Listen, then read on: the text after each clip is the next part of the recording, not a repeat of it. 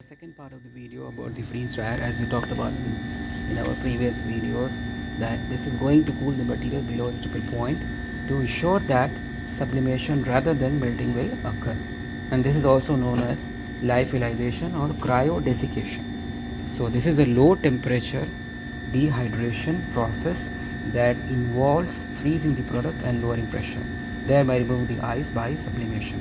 So this is in contrast, or you can say this is in reverse to the dehydration or drying by most conventional method that evaporate water using heat. Okay, and it will ensure also that that every last drop of the water is out, while the dehydrator will shrink the material. Okay, so now this is already the freezing has started basically.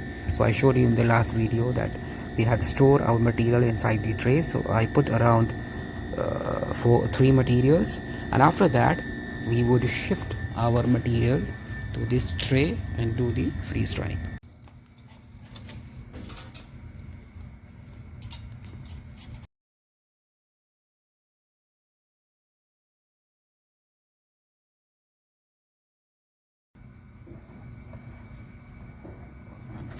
Adjustment, vacuum meter, then vacuum pump.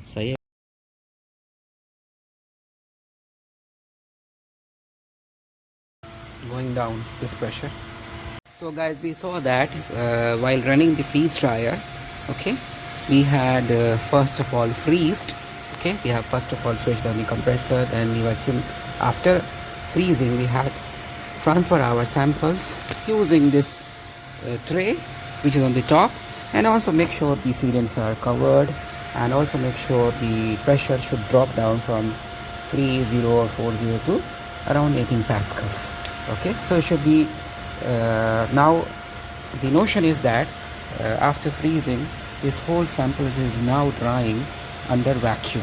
So now the vacuum has been created. So now before closing the system, what we have to do, first of all we have to close the vacuum meter and then close the vacuum pump, and slowly we will release the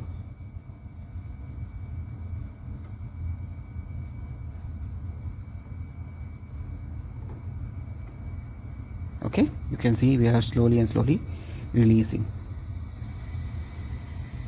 Okay, and also you can see here now the vacuum pressure here is almost gone.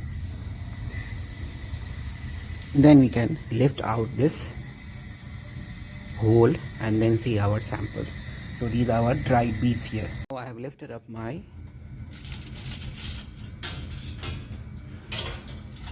so you can see the dried beads, and even these are my dried beads. So now the sample is ready for transfer. So this is, guys, this is our final bead which was prepared. Okay, it's a bit fluffy, and when you dry with the oven dry, it is not so fluffy, it's sticky. So this one is also my dried beads.